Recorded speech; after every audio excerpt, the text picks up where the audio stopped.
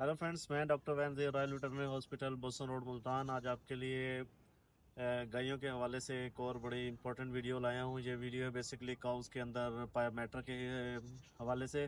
तो पायोमेट्रा जैसे कि बच्चादानी के अंदर पीप कहते हैं, तो ये क्या होती है, इसकी वजूहात क्या हैं और इसका ख्याल कैसे रखा जाए कि ये ना हो, और बाद में इसकी एहतियाती इसके इलाज क्या है और एहतियाती तदबीर, इस सारे के बारे में अब हम जो है ना वो डिस्कस करेंगे। तो ये गाय जिसने तकरीबन 3 से 4 दिन पहले बच्चा दिया है, तो अब जो है इसके हम दो थोड़ी देर पहले आए, तो इसके जब हमने इसको स्क्वीज किया, अंदर हाथ डाल के इसको स्क्वीज किया, तो ये आप देख सकते हैं कि यहाँ पे आपको पीले रंग का मवाद नज़र आ रहा है। तो ये पीले रंग का मवाद जो है इसके अंदर से निकला है, जो कि पीप है। और जब हमने इसको अंदर से निकाला है, तो ये पीप इसकी बच्चादानी के अंदर मौजूद थी और हमने स्क्वीज करके इसको बाहर निकाली।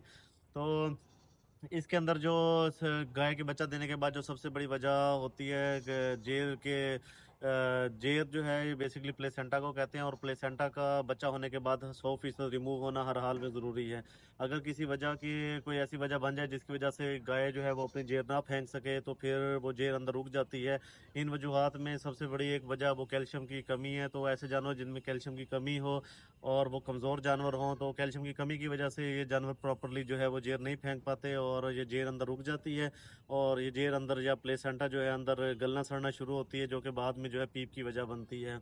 इसके अलावा प्रॉपर जो है ना, अगर जानवर जोर नहीं लगा पा रहा, कमज़ोरी की वजह से, इंटरनल वाइटामिन मिनरल्स की कमी हो, उसकी कमी की वजह से अगर जानवर जोर नहीं लगा पा रहा, तो फिर भी ये जो है बच्चा होने के बाद जो है जो जेर है वो अंदर रुक जाती है। और बाज़ औक़ात अगर हमें खुद बच्चा खींच के निकालना पड़े, उस उनकी दर्द की वजह से, तकलीफ की वजह से भी अक्सर जानवर जो है अपनी जेर नहीं निकाल पाता। तो अगर कुछ अंदर मसल्स हैं वो डैमेज हो जाएं, उसकी वजह से भी जेर नहीं निकल पाती प्रॉपर, और अगर कोई टुकड़े अंदर बच जाए तो ये बाद में पीप की वजह बनती है। ये पीप जो अंदर वो गलती, ये जो जेर के टुकड़े अंदर गलते सड़ते रहते हैं और पीप बनती है। ये पीप खून में शामिल होती है क्योंकि बहुत हैवी ब्लड सप्लाई जो है वो यहाँ से गुजरती है, और ये जो पीप है खून में शामिल होती है, यहाँ से ये फिर पूरे ब्लड सप्लाई में शामिल होती है।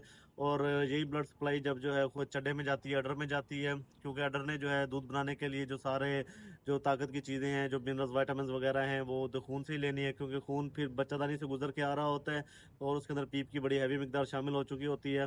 तो आहिस्ता आहिस्ता ये खून गंदा होना शुरू हो जाता है, और लीवर जो है वो, ये खून जब लीवर में से गुजरता है तो लीवर भी आहिस्ता आहिस्ता डाउन होना शुरू हो जाता है, जिसकी वजह से जानवर को भूख लगना कम हो जाती है। और जब ये खून चड्डे में से गुजरता है, तो फिर उसके अंदर क्योंकि गंदगी की मिकदार ज़्यादा होती है, तो फिर जानवर की जो दूध जो प्रोडक्शन है, मिल्क प्रोडक्शन, दूध बनाने की मिकदार है, वो कम होती जाती है। आहिस्ता आहिस्ता ऐसा जानवर दूध से जो है वो दूर हो जाता है, दूध से भाग जाता है, या दूध बनाना वो कम कर देता है। फिर आप यही देखते हैं, ये कंप्लेंट सबसे ज़्यादा आती है कि हमारा जानवर जिसने जेर नहीं फेंकी, तो वो जानवर जो है ना अब दूध नहीं दे रहा जो है प्रॉपर। तो यही इस जानवर की कंप्लेंट थी कि इसने जेर नहीं फेंकी। तो हमने हाथ से जो है ना अच्छी तरह इसके अंदर से पहले सफाई की, और सफाई करके हमने जो अंदर का गंद जो निकल सकता था उसे निकाला। उसके बाद फिर हम इंट्रायूट्राइन थेरापी करते हैं। इंट्रायूट्राइन कहते हैं बच्चादानी के अंदर दवाई रखने को। तो हमने फिर इसके अंदर दवाई रखी, उसके अंदर हमने जो है ना ऑक्सीटेट्रासाइक्लिन और जो है ना वो नॉर्मल सलाइन को मिक्स करके 30:20 की जो है रेशो से हमने, यानी कि 3:2 की हमने रेशो उसके अंदर डाली, और मेडिसन की और नॉर्मल सलाइन की, और वो फिर हमने जो है ना इसके अंदर इंटरयूट्राइन की, और उससे जो है ना हमने इसके जो बच्चादानी है इसको वाश करना शुरू किया। इसके अलावा आप मुख्तलिफ एंटीबायोटिक्स हैं जो आप इंटरयूट्राइन कर सकते हैं, लेकिन अब ये इसमें जो याद रखने की बात है वो यही है कि आपने हमेशा जो है इसके अंदर नॉर्मल सलाइन इस्तेमाल करना है। कभी भी आपने नॉर्मल वाटर इस्तेमाल नहीं करना, टैप वाटर या टूटी का पानी ऐसा कोई भी इस्तेमाल नहीं करना, क्योंकि ये खुद जर्म्स की बहुत बड़ी मिकदार इसके अंदर मौजूद होती है, जो बच्चादानी के अंदर जाके मजीद इन्फेक्शन की वजह बनती है। और इसके बाद फिर जब आप इंट्रायूट्राइन थेरापी करेंगे, तो 48 से 72 घंटे के बाद ये दवाई दोबारा आपको रखनी पड़ती है। और इसके साथ ही हम फिर जो है इंट्रावेनस थेरापी करते हैं, जिसके बाद हम ड्रिप लगाते हैं, और ड्रिप के अंदर हम सिर्फ नसेड जो है, non steroid anti inflammatory drugs जो हैं, जिसके अंदर जो है कीटोप्रोफेन और मेलोक्सिकैम वगैरह, ये हम दवाइयाँ जो है ना इसको इंट्रा जो विनस करते हैं, रग में लगाते हैं। इसके साथ हम ये लिवर टॉनिक लगाते हैं ताकि जानवर को भूख लगना कम ना हो।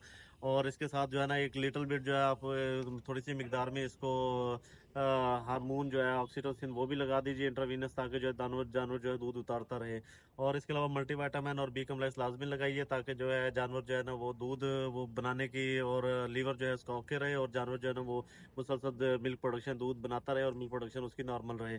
तो ये सब आपको करना लाजमी ज़रूरी है। और 48 से 72 घंटे के बाद मजीद जो है ना इसकी अगर आप देख रहे हैं पी पा रही है, तो फिर एक और डोज इसके अंदर इंट्रायूट्राइन लाजमी कीजिए। तो ये इसकी लाजमी थेरापी है। और इस बारे में अगर आपका मज़ीद किसी किस्म का क्वेश्चन हो तो आप कमेंट बॉक्स में कर सकते हैं। और अगर आप या फिर मेरा नंबर डायल कर सकते हैं जो कि 030867667110, या फिर 0308 676 6710। और मेरे पेज यूट्यूब के पेज रॉयल वेटरनरी हॉस्पिटल को लाजमी लाइक और सब्सक्राइब कीजिए। Thank you very much.